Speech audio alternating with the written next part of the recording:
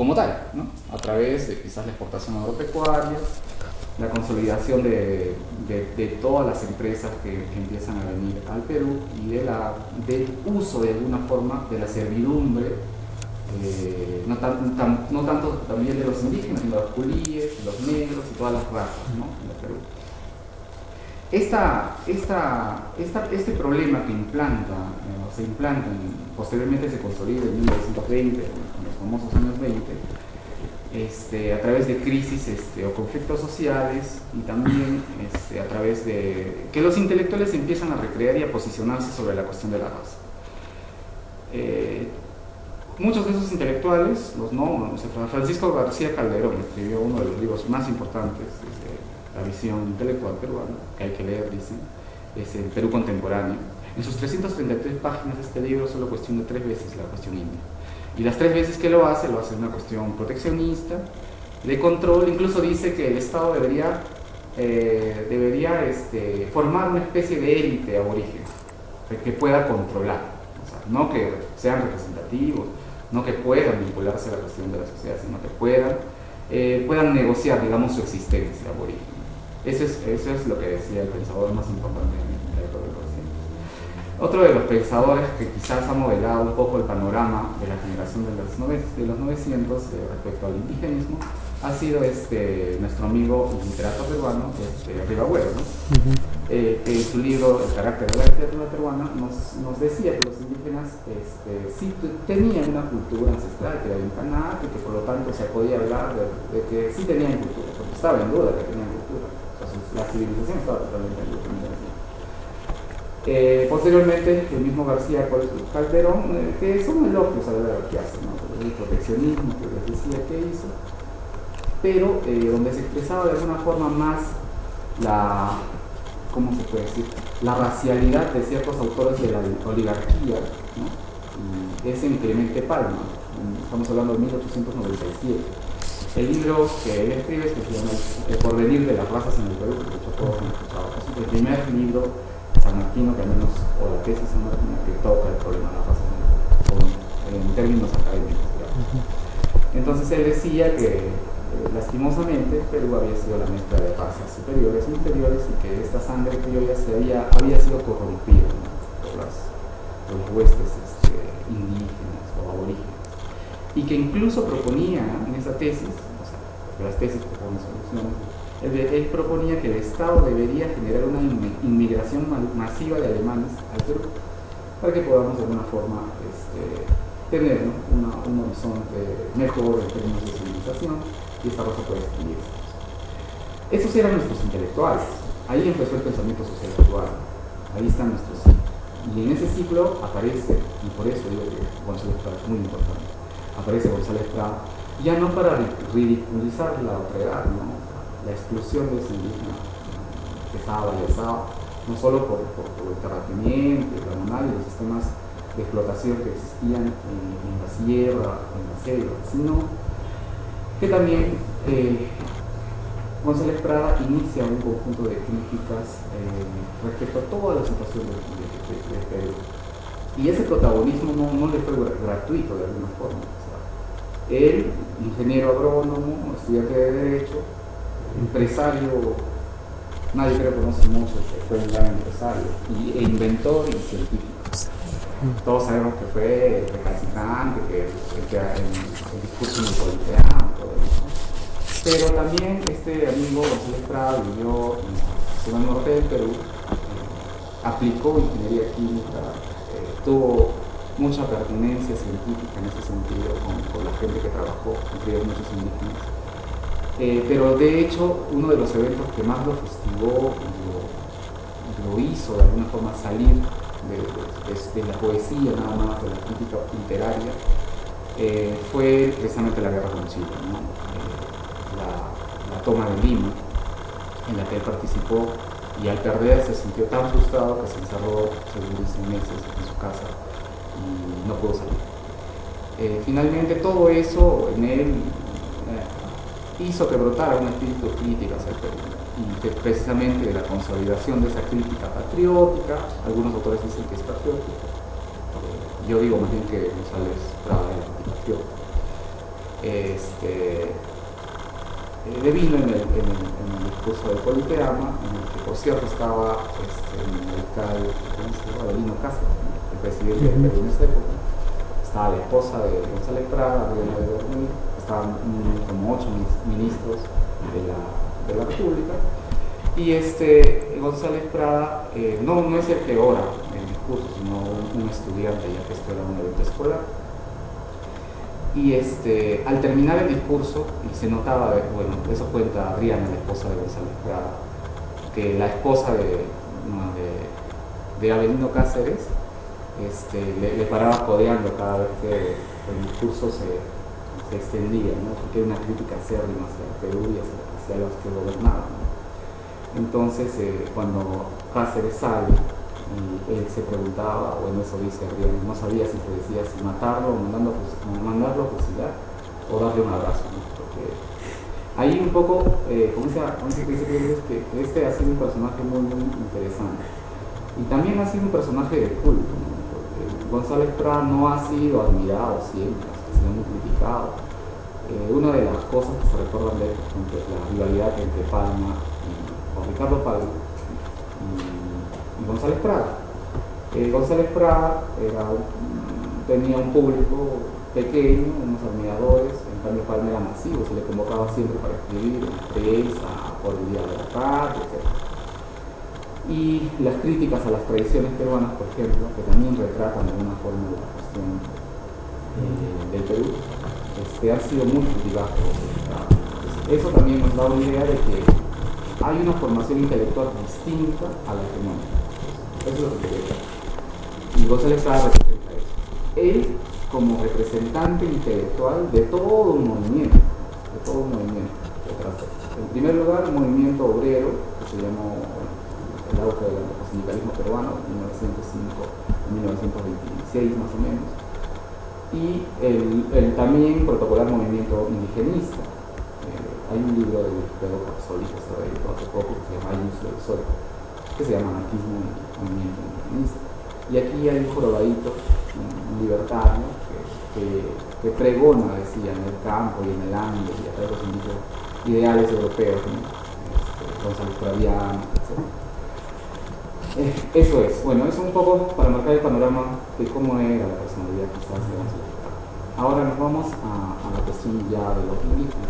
Él ha recorrido casi todos, no tiene ensayos precisos sobre la cuestión indígena. Mariátegui también decía, quizás a modo de crítica, de que había sí puesto las cosas claras a nivel de que había consolidado una crítica al problema peruano en todo sentido, pero no había dado las soluciones, ¿no? Y precisamente una de las soluciones que da, o que consideras en el último párrafo de su ensayo Nuestros Indios.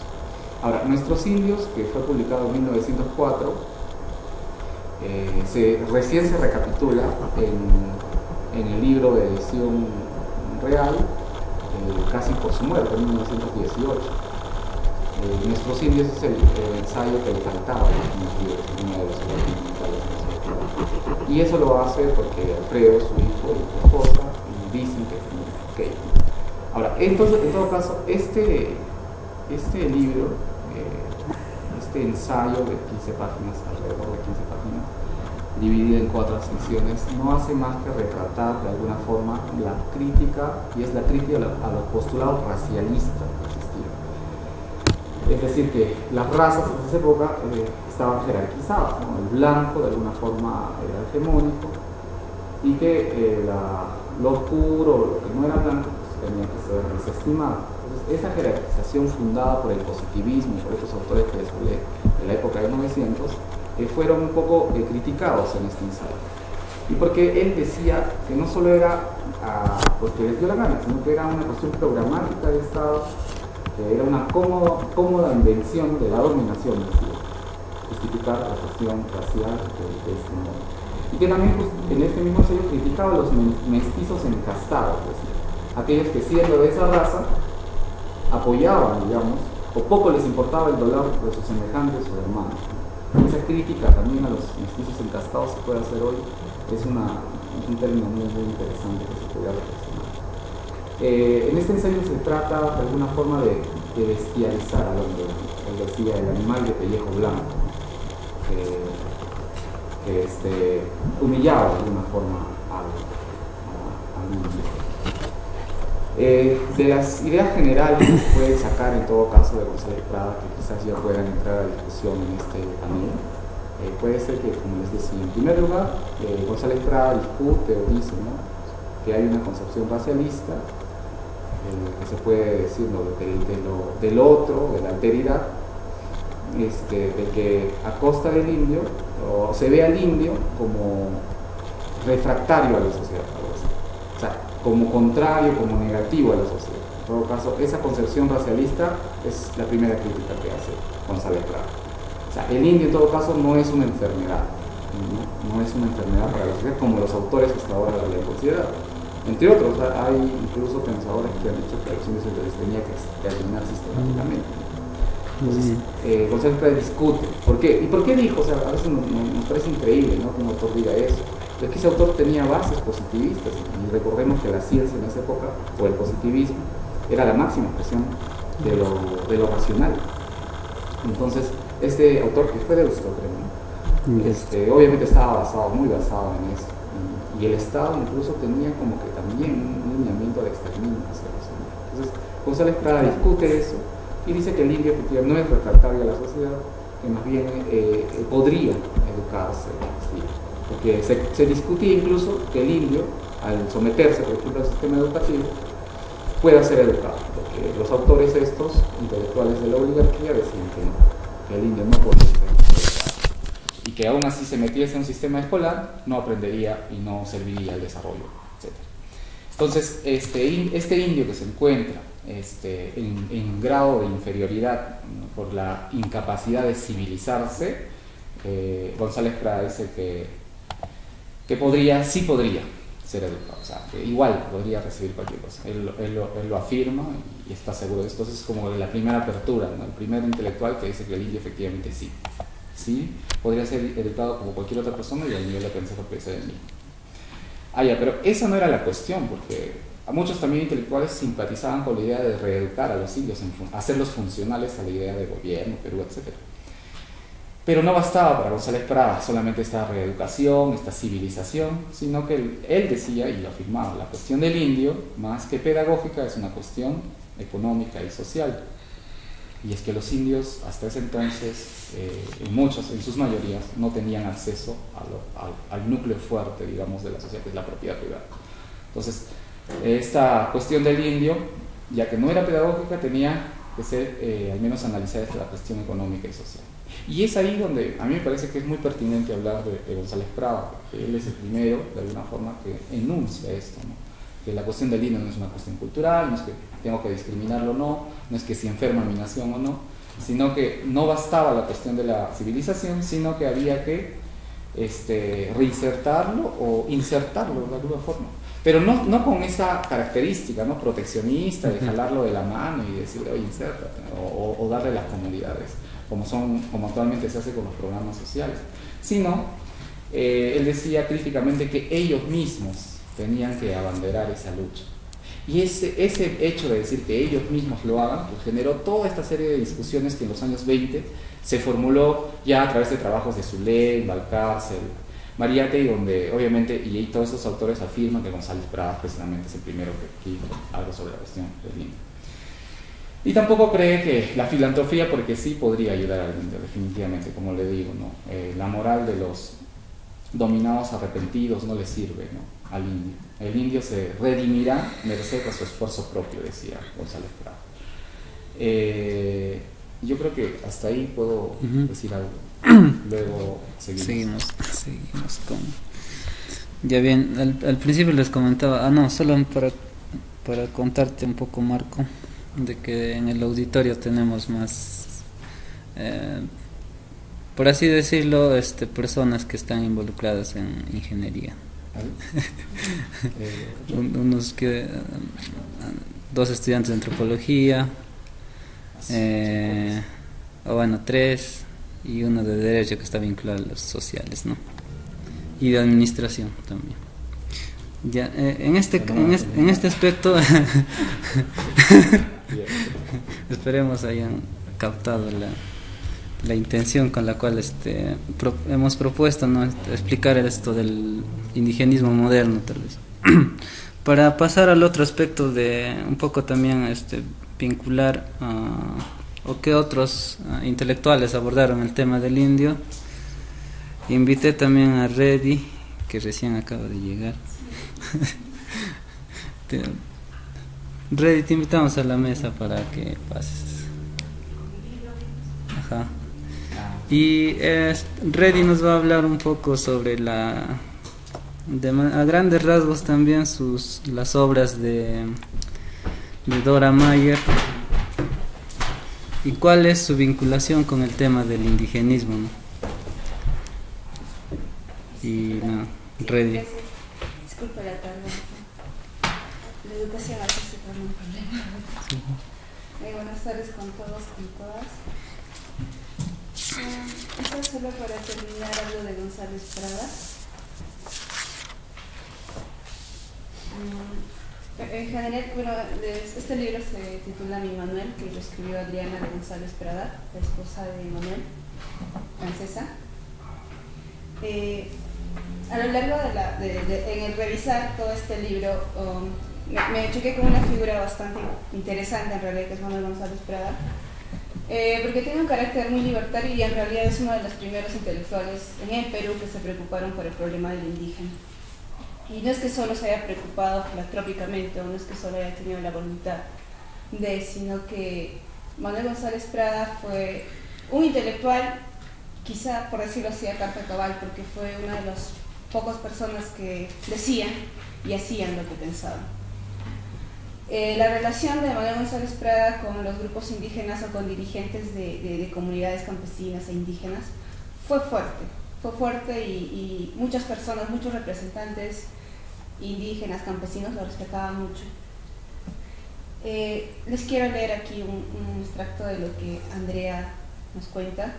Cuando Adriana nos cuenta cuando el hijo de Manuel González Prada, Alfredo González Prada, viajaba ya de joven, estaba viajando de Cusco hacia Puno, y bueno, es ahí donde se presenta un personaje bastante interesante.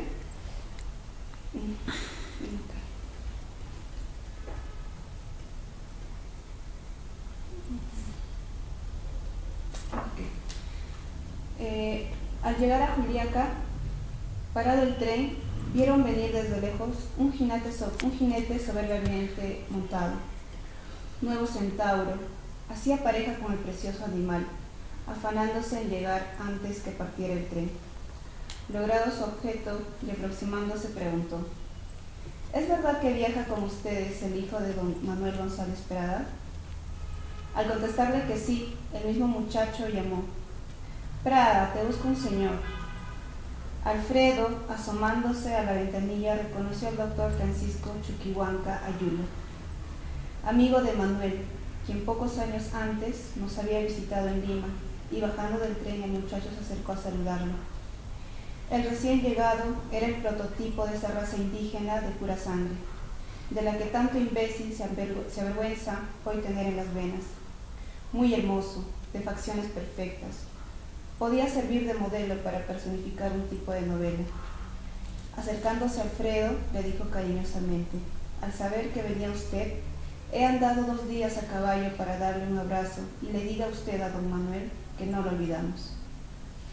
Era en efecto un luchador convencido, abogado e inteligente. Su ideal era despertar al indio de su letargo, formar hombres que valiesen por sí, luchasen por su libertad. Un tipo, en fin, instruido y consciente, dedicando su vida a esa noble labor.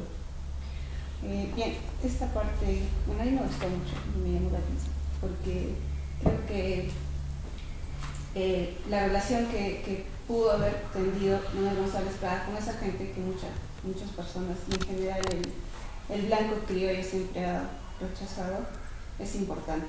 Y de alguna forma también hace ver el carácter libertario, creo yo, de Manuel González Prada. Por otro lado, a mí me invitaron a hablar hoy aquí sobre Dora Mayer, Creo aspectos muy generales porque en realidad yo tampoco he podido conseguir libros escritos por Dora Mayer. Ella, en realidad, Dora Mayer es alemana, nació en Alemania, pero estuvo aquí en Perú desde los 5 años.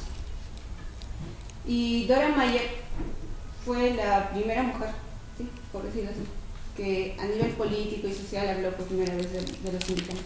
Obviamente al lado de otros personajes como Pero de Zulen, especialmente Zulen y Capello. Capello, que era un senador de Junín también, por cierto. En general la imagen de Dora Mayer, de hecho el colectivo al que yo pertenezco se llama Dora Mayer, y lo elegimos por 2 razones fundamentales. Una, porque Dora Mayer en todo su trabajo siempre se ha dirigido a luchar contra 2 puntos importantes, ¿no?, que fue el racismo y también el sexismo. Dora Mayer con Zulen y Capello iniciaron la organización denominada Asociación Proindígena. Creo que lo primero que debemos saber de una persona, si bien es cierto, son todo lo que pueda conseguir en sus puntos políticos, organizativos, particularmente por lo que he leído de Dora Mayer, por lo que sé de lo que ha hecho y lo que a mí particularmente me importa, es que Dora Mayer era una mujer de mucho temple, una mujer muy contestataria para su época, en muchos sentidos, no solo en su forma de pensar políticamente, en su forma de defender a los indígenas y en su momento también a los descendientes asiáticos, chinos y japoneses, sino también porque su vida misma fue una muestra de querer hacer algo distinto a la hipocresía que existía en ese momento en Lima y en nuestro pueblo, aunque ahora sigue existiendo un poco, bastante. Digo esto porque Dora Mayer en todas sus acciones, me parece a mí, fue muy rebelde y me parece importante. La criticaron mucho, no solo por lo que ella pensaba por los indígenas, sino también por la forma en la que actuaba en su vida privada o personal, en su vida íntima, si se quiere. Pero a pesar de esas críticas que venían no solo de parte de gente común, por decirlo así, sino también venían directamente de muchos intelectuales de esa época, ella, a pesar de todo eso, siguió trabajando, y especialmente trabajando también por la Asociación Proindígena. Dora Mayer fue una persona que inició efectivamente en torno a la defensa del indígena.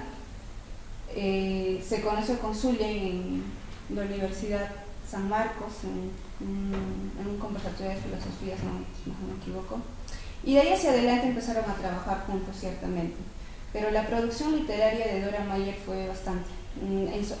Tuvo libros de sociología, de derecho, también de literatura. Escribió por primera vez en El Comercio y en otros periódicos también importantes como La Prensa, La Crónica, El Tiempo. Y en su momento también apoyó a Mariátegui escribiendo en El Amauta. Dora Mayer, en su primera época, que fue de 1906 a la década de los 15, ¿no?, más o menos en la época de 1910, en ese momento digamos que el trabajo fundamentalmente de Dora Mayer se centró en la defensa del indígena, del indio, ¿no?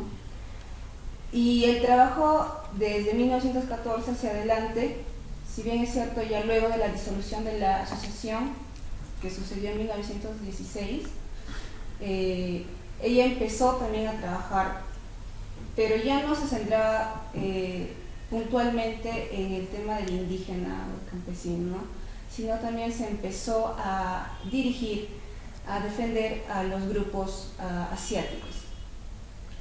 Y en esta medida el trabajo de Dora Mayer no es solo indigenista, ¿no?, sino también es, por eso les decía al principio que ella está en contra del racismo. Para mí es una humanista y una libertaria, porque no solo considera que el indígena, ¿no?, sino que ella siempre decía, o sea, nosotros somos humanos y no hay nadie que pueda quitarnos eso, seamos blancos o amarillos, ¿no? Y ella siempre fue muy sarcástica, ¿no?, y se burlaba también mucho de los blancos y de los que mantenían la teoría de la superioridad racial blanca. postulado también Dora Mayer en algún momento, ya cuando se disolvió la asociación con Pedro Azul y Capello, con una abogada anarquista inauguraron con Miguelina Costa Cárdenas, abogada anarquista, iniciaron La Crítica, un periódico, donde ellas empezaron a escribir. Esta revista, este periódico fue bastante también muy contestatario para la época, y bueno, Dora Mayer siguió escribiendo sobre indigenismo, pero también añadiéndole esto que les digo, ¿no? La defensa de esos grupos migrantes asiáticos y también de los descendientes. Y también fundamentalmente Dora Mayer de alguna forma siempre criticó la forma limitada o la objetivación que todavía se mantenía hacia la mujer en aquella época. Y de hecho todo esto hizo que Dora Mayer, desde mi punto de vista, resignifique un poco lo que era la mujer en ese momento y lo que era la mujer intelectual principalmente, ¿no? Estaba tomando, no ella sola, al lado de otras mujeres también, pero sí, pues entre todas ellas, entre Magda Portal y otras grandes pensadoras, Mayer fue la que sí se preocupó, contestó y no le importó cómo la criticaran. Es más, el mismo Mariátegui, ¿no? Siempre de alguna forma la criticó, porque concebía que la idea de Mayer era muy filantrópica, muy bonita, muy buena, pero muy soñadora, porque decía él que nunca pisaba tierra. Y de algún modo quizá posiblemente haya sido cierto, porque Mayer quizá en su afán de humanismo y de libertad, siempre creyó en la buena voluntad de los hombres, ¿no? De la humanidad. Entonces, quizá no hizo el análisis de ciertas cuestiones económicas, de la base económica, de la estructura social, en fin. Puede ser ese uno de sus debilidades en cuanto a sus propuestas. Sin embargo, Dora Mayer no solo escribía sobre indigenismo, sino que hacía trabajo efectivo sobre indigenismo. Tanto así que desde la Asociación Proindígena trabajaban en la sierra, en la selva, trabajaban con los dirigentes, viajaban siempre, se iban hasta la zona de Putumayo y se iban a tener varios contactos. Cuando murió Zule, en 28 más o menos, ya después de haber muerto Zule, en un parque de Lima, no recuerdo dónde, muchos indígenas llegaron, no recuerdo dónde, no sé bien, pero en un parque por ahí, había una organización o algo así, ¿no? Y llegaron primero representantes indígenas y la buscaron a Dora Mayer de alguna forma para reconocer el trabajo que quizá otros intelectuales no la reconocían. Por otro lado, Dora Mayer siempre fue anticomunista, nunca se alineó con la línea que en ese momento se estaba dando, muy importante, la línea, bueno, que quizá estaba empezando Mariátegui, el socialista. De hecho, Dora Mayer a Mariátegui siempre lo acusó de querer sovietizar Perú, ¿no?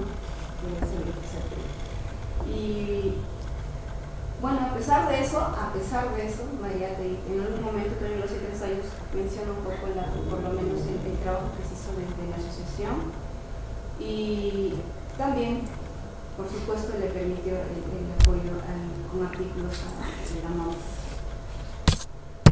Desde la Asociación Proindígena, que empezaron Dora Mayer y Capello, se formaron otros comités importantes, como el Comité Central Pro Derecho Indígena Tahuantinsuyo, y se hizo el primer Congreso Indígena Tahuantinsuyo. Fue la primera vez que se hizo un congreso indígena, y de ahí salen, por ejemplo, importantes representantes como Ezequiel Urbiola y el mismo Balcarce. Tiene sus inicios, sus trabajos iniciales en la Asociación Proindígena. Entonces, esta Asociación Proindígena que empezó a la Mayer, y quizá del que salieron todos sus aportes, mayores aportes del indigenismo, también salieron importantes intelectuales de esa época. Bien.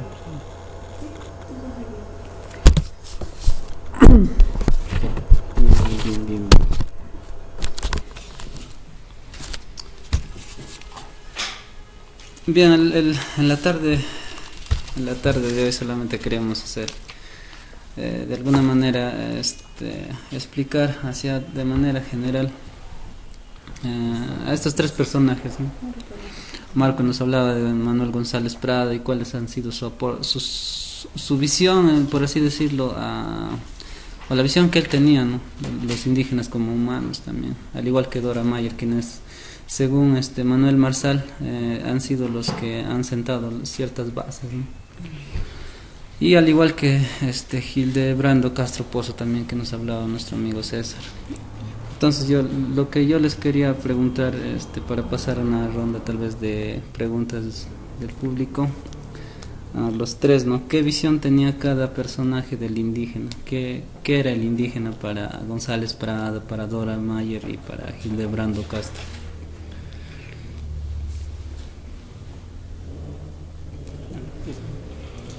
A ver, según la visión de Castro Pozo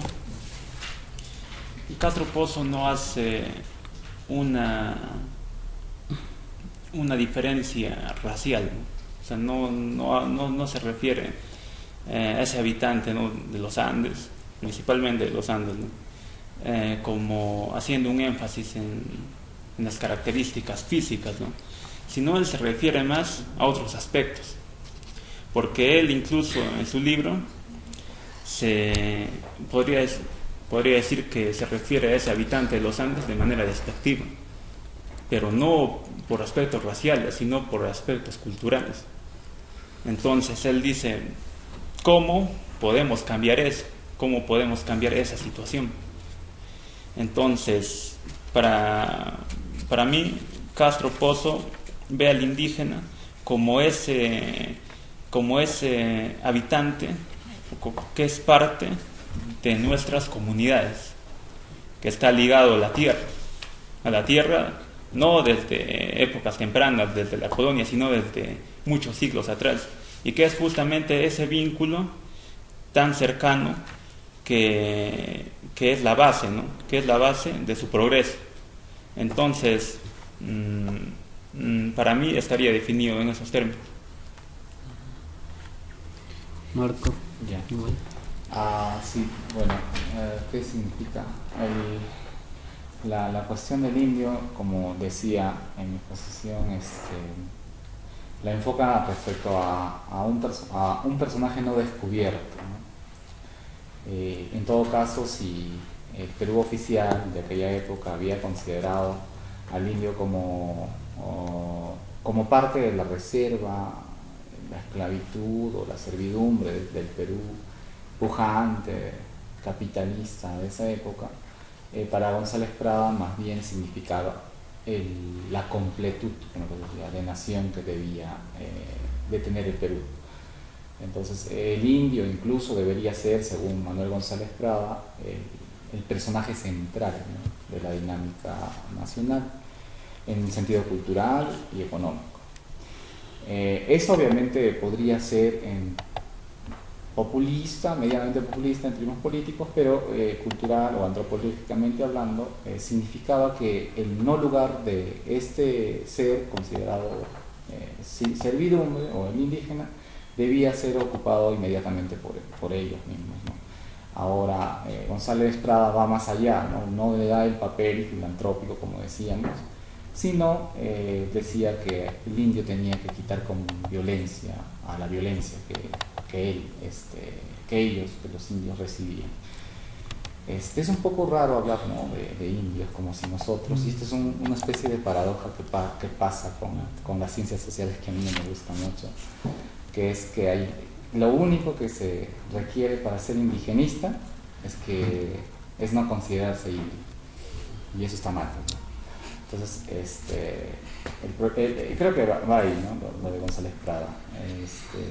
Y también que si había un discurso hasta entonces de representación del indio, González Prada se centraba más que todo en la representación política que se le daba al indio. O sea, habían dos representaciones, según entiendo. Una representación que de alguna forma era mimética, es decir, nosotros hablamos acerca del indio, los intelectuales, que somos civilizados y le damos un rol protagónico porque nos da la gana, o el Estado, ¿no?, o desde el Estado, y había un rol político que era hablar por los indios, ¿no? Entonces González Prada va más allá de hablar por y hablar acerca de. Entonces él dice, en todo caso, hablar o sea, que ellos mismos hagan una acción en el rol que tenían, ¿no?, para que el Perú sea de alguna forma completo como nación. Ajá. Sí.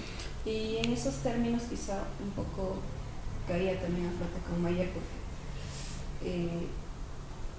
como les vuelvo a repetir, Mayer, de hecho lo que ella proponía era, o de lo que hablaba era de empezar, por ejemplo, de la necesidad de hacer una campaña a favor de la rehabilitación de las razas abatidas, ¿no? Mayer en todo momento me parece que su tendencia de concebir al indio, o de por qué se preocupó por el problema del indígena, salvando las cosas que se dijeron, es a partir de un punto de vista bastante humanista, ¿no? Y es creer que todos somos de alguna forma, somos seres iguales, pertenecemos a una especie, y de hecho también por eso hablaba Dora Mayer de un proceso de igualación, que es necesario un proceso de igualación de todas las especies y estirpes humanas, ¿no? Donde ninguna raza es superior.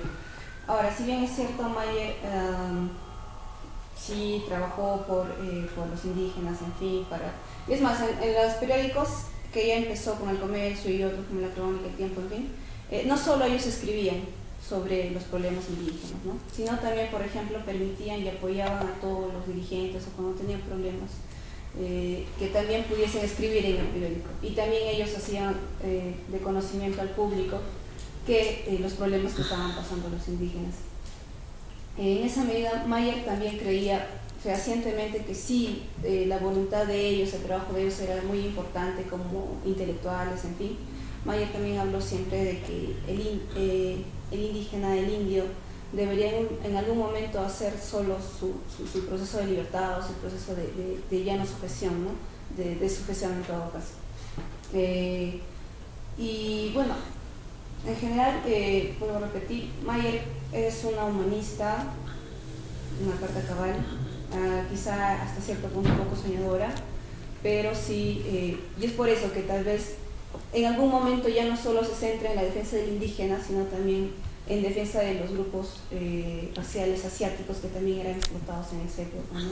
O sea, considerar a todos finalmente como seres iguales, con las mismas posibilidades y capacidades.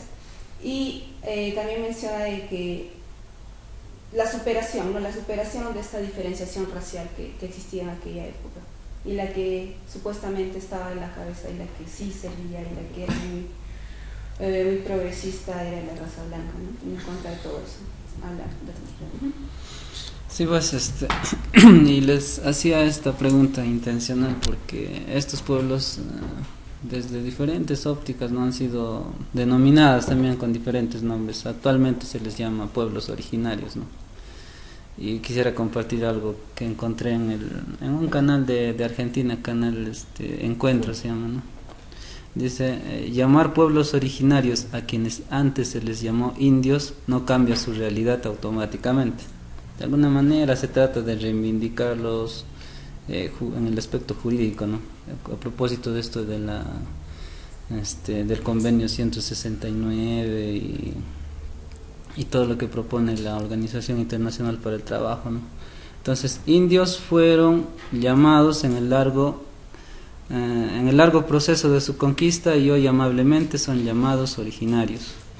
Pero en ese cambio de palabras hay una migración de ideas que llevará su tiempo. Nuestra nacionalidad supo negar a estos pueblos preexistentes y eso significó su silencio, guardar una lengua, callar una historia familiar, preservar su propio origen étnico. Las leyes cambian, las palabras también. Hoy ponemos al oído en ese silencio antiguo, resistente, defensivo y quizás hay que esperar para un verdadero encuentro cultural. Quizás haya que hacer un poco de silencio también. Es una pequeña reflexión. Y bien, yo creo que de alguna manera los objetivos que teníamos para comprender en esos aspectos generales esta etapa o este periodo del indigenismo peruano lo hemos desarrollado. Tal vez tengan ustedes alguna pregunta que hacer a la mesa.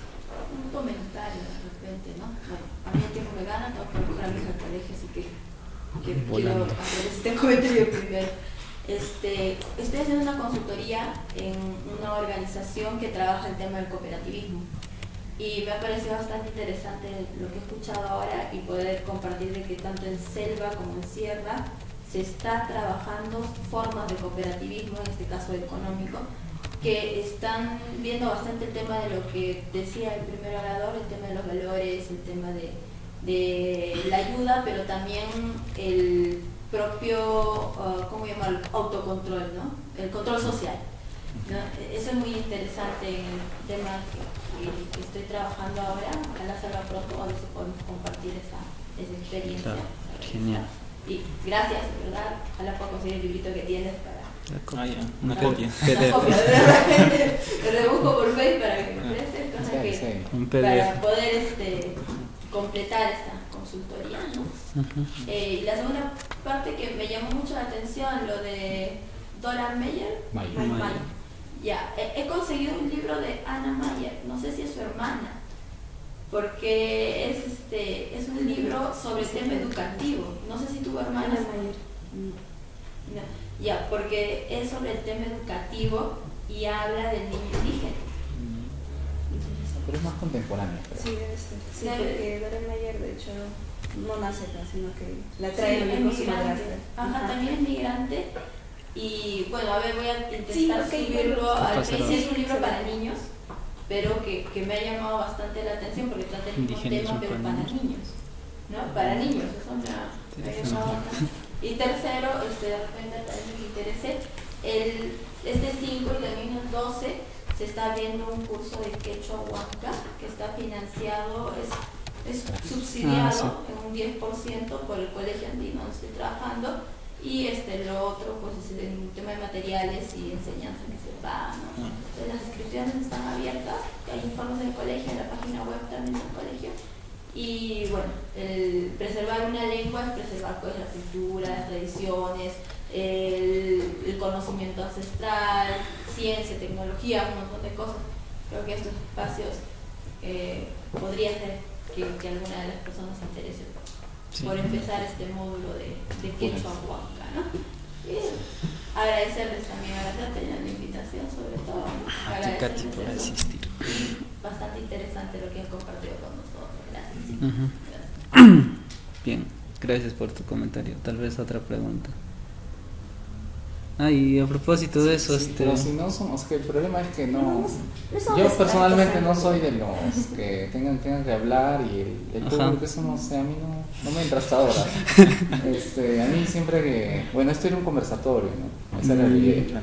Entonces, si bien es cierto, hemos hablado de Pregunta, personajes duda, intelectuales consulta. de la época del 900 que se dedicaron a hacer miles de cosas por la cuestión indígena, la idea creo que, como se dice en ciencias sociales, cuando no puedes resolver un problema tienes que ir a lo básico, ¿no?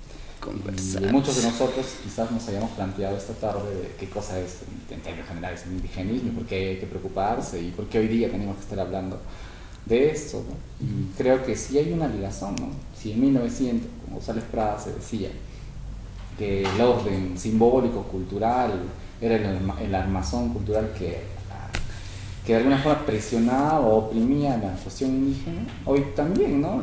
El orden simbólico sigue sirviendo de soporte a los intereses de alguna forma del Estado o de la empresa privada transnacional, ¿no? Porque finalmente estas características de pueblos originarios, de respeto a tu cultura, pero no me vengas con tu organización interna, algo así como la ideología del café sin cafeína, ¿no? Me gusta tu forma, me gusta tu vestimenta, me gusta tu ropa, te respeto, pero yo te hago un plan, lo que tú quieras, entro y no respeto tus formas de organización interna, no respeto tu política de privacidad, no respeto el espíritu que tú tienes, etc. Entonces, creo que si de algo debe servir en todo caso es eso, ¿no? Un poco ubicarnos en que el problema, la cuestión del indio, sigue siendo la cuestión del indio, ¿sí? Entonces, y nos compete a nosotros, o sea, si González Prada, que era recontra aristócrata, una persona que no sé por qué se puso a hablar de los indígenas cuando tenía una descendencia totalmente distinta, ya nos compete a nosotros en todo caso activar ese primer instante lúcido, ¿no? Y también hacer el balance, ¿no? Cuánto ha avanzado la cuestión de la autonomía indígena, ¿no? O sea, se habla, por ejemplo, hoy en día de dirigentes indígenas, ¿no? Por ejemplo, está Ruth Buendía, por ejemplo, en la Selva, ¿no? Está, no sé, está Pizango en una época determinada también, que han tenido un rol protagónico en el escenario peruano. Y hay muchos líderes indígenas que quizá no sepamos en qué están. Entonces ese también sería bueno hacer un balance de esas circunstancias. Sí, pues como que como en ese aspecto inicialmente cuando en el siglo XX cuando se hablaba de la indígena tal vez se vinculaba más al aspecto del mundo andino, ¿no? Pero ahora cuando te refieres a lo indígena necesariamente se vincula más al aspecto de organización política, económica, jurídica, pero el aspecto de la Amazonía, ¿no? Entonces como que ya también por el aspecto de las comunidades campesinas hay esa suerte de todavía están organizándose de alguna manera. No sé si fue en mayo de este año diré, que hubo un congreso de comunidades campesinas, segundo congreso de comunidades campesinas, y ellos ahorita lo que están exigiendo es una suerte de organismo reconocido por el Estado, un organismo comunal de justicia social. Entonces que también está pendiente, todavía acá básicamente hablando de las comunidades del Valle del Mantaro, ¿no? Y que por lo menos para nosotros y para los del círculo es todavía una tarea pendiente, ¿no? Ya en el aspecto más no de revisión bibliográfica tal vez, sino ya más de trabajo de campo, ¿no? Lo poco que hemos podido ver eso en el trabajo de campo, que es otra situación, ¿no? Y cuán vigente es todavía o hay muchas tareas pendientes, ¿no? En ese aspecto. Así que los invitamos a que podamos a dialogar en todo caso. Claro, a dialogar tal vez, porque al inicio piensa, no sé, hay ideas. Adrián, por ejemplo, es un chico que le gusta.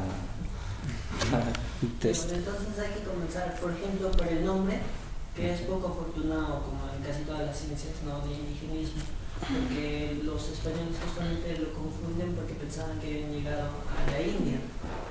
En todo caso, ¿cómo debería llamarse, digamos, una aproximación de un nombre más correcto que indigenismo? Pregúntale al antropólogo. Yo me ocupo de la cosa en sí. De la cosa en sí.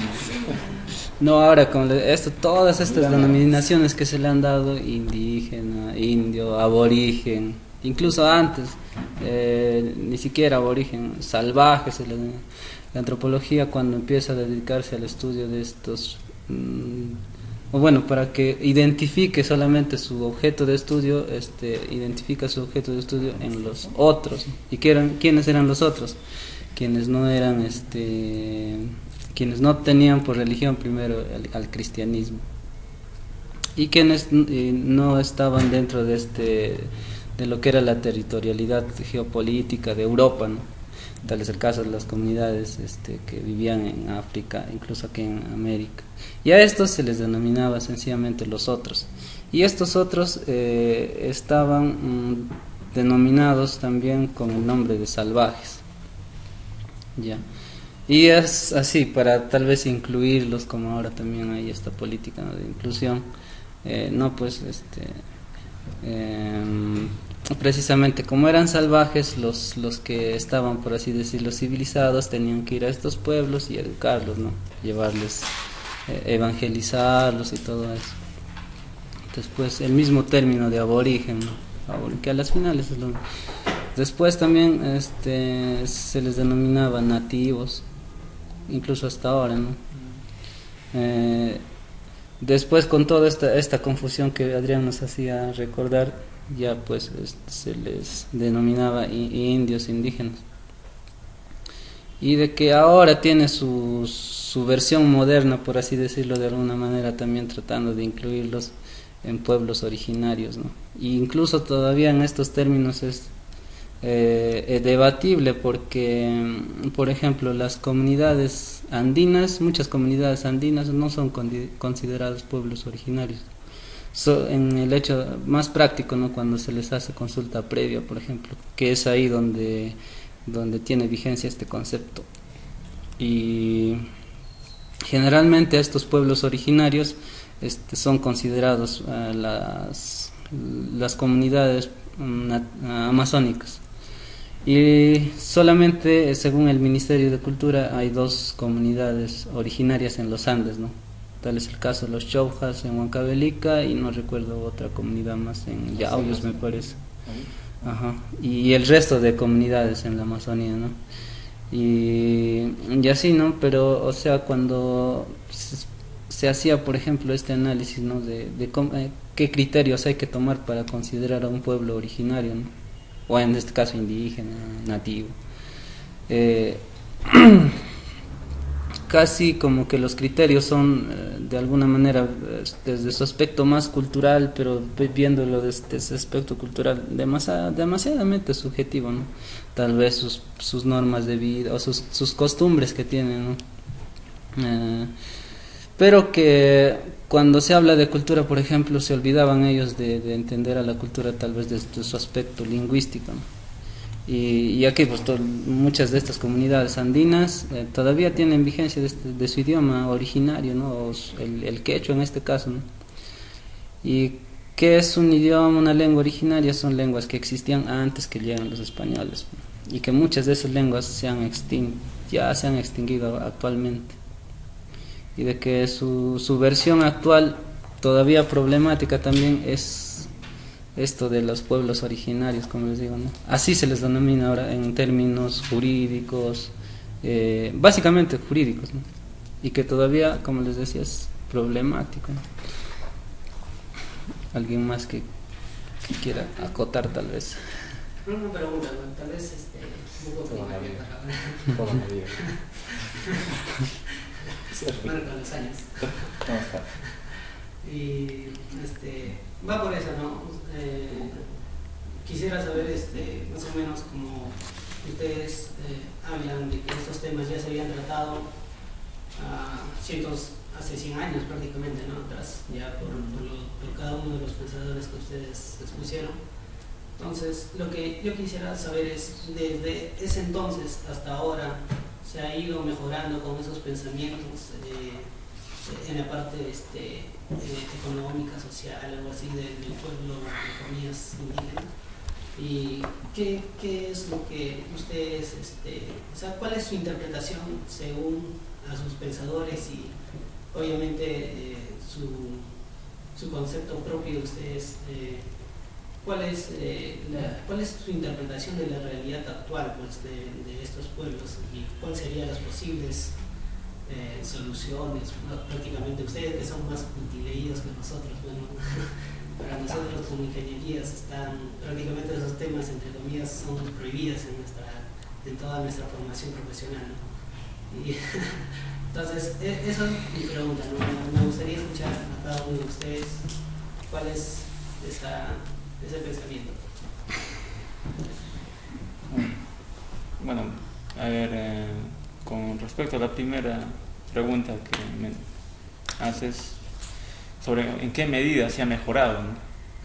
Mira, por ejemplo, podría poner un ejemplo, o hasta qué medida no había mejorado, mejor dicho. Si recuerdan, no sé, tal vez lo han leído también, de por qué o en qué circunstancias o en qué contexto surge la guerra interna de los 80, y surge básicamente porque existían todas esta forma de organización que Mariátegui la llamaba semicolonial y semifeudal. Esa forma de organización todavía persistía hasta esa época. Incluso hay documentos, incluso hay autores que han escrito sobre eso. Y básicamente hasta esa época, mira cómo ese tipo de organización que había detenido, había sido un lastre para el desarrollo del país, pero principalmente en las zonas andinas, ¿no? En las zonas andinas en las que el agro se había feudalizado.